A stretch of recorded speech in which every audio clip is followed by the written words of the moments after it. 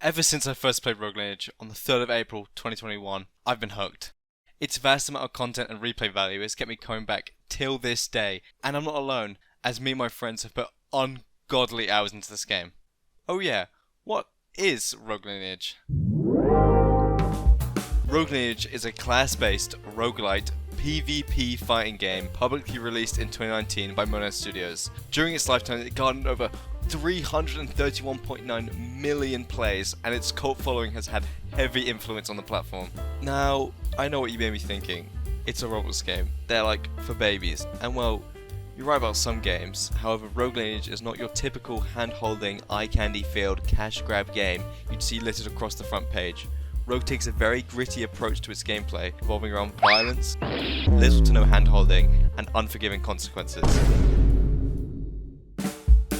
In Rogue, you're only getting stronger. Following a typical RPG progression, you collect XP based on the weapon you use and how many people you hit.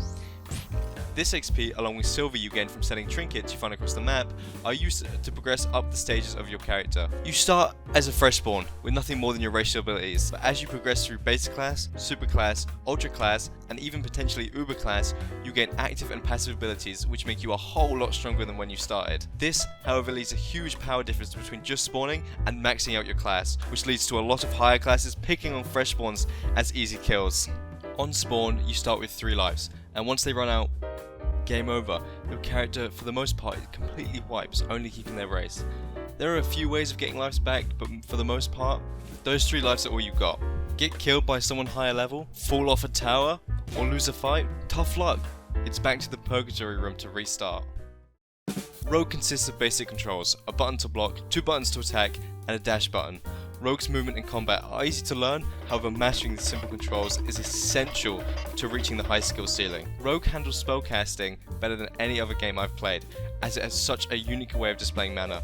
Unlike games where your mana is simply a bar you whittle down like your HP, Rogue's mana is dynamic. Holding G fills up your mana bar, which allows you to do a multitude of things.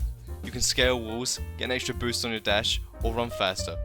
As well as this, you can cast spells if you charge your mana to the percent range required for the spell you have equipped. This adds another layer of complexity to the combat and movement, which keeps you engaged during fights. On the other hand, learning spell percentages without the use of an overlay or the wiki can lead to players feeling frustrated as they backcast spells at crucial moments.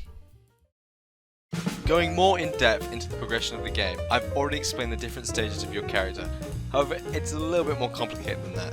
The classes aren't like your typical rogue, bard, or cleric, etc. They're more like specific movesets exclusive to the path you take. Hybrid classes are possible, however only with 2 super classes. This makes build diversity limited, as you can only go 1 ultra class. Another problem with Rogue's class system is the balancing, but I'll get to that later.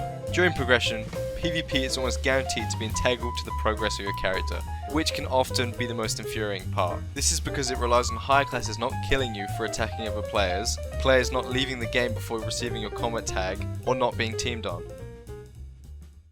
The map, while not looking visually stunning, serves its purpose perfectly. The size of the map leaves plenty to explore and a heap of unique locations. However, at times, the world can feel very static, as NPCs don't move around and are mostly there just to provide lore for certain locations.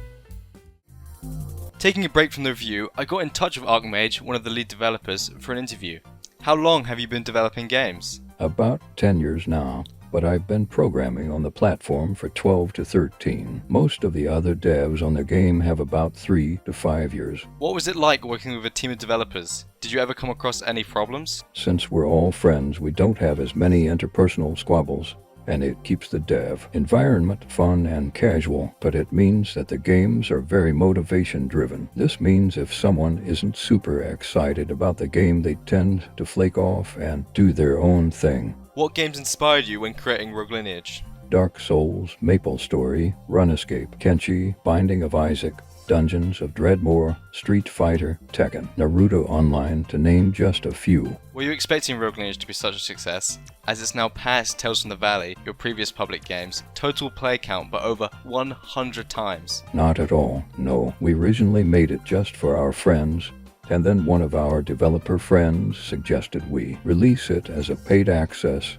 and we took his advice on a whim and it blew up beyond our wildest imaginations. I know Rogue Lineage's community can be quite toxic. Did you expect this? The toxicity was somewhat expected given the game mechanics. Rogue is also purely PvP based, so you can't really progress without messing with others. Now, as much as I love the game, it has its flaws. As mentioned before, the balancing of the game leans towards heavy movement-based meta, where being able to run and catch up is vital. This, along with spells like Gate, which allows the user to teleport to set locations around the map, creates a divide between classes that can catch up and classes that are left in the dust. The race mechanic in Rogue is one of the worst elements of the game.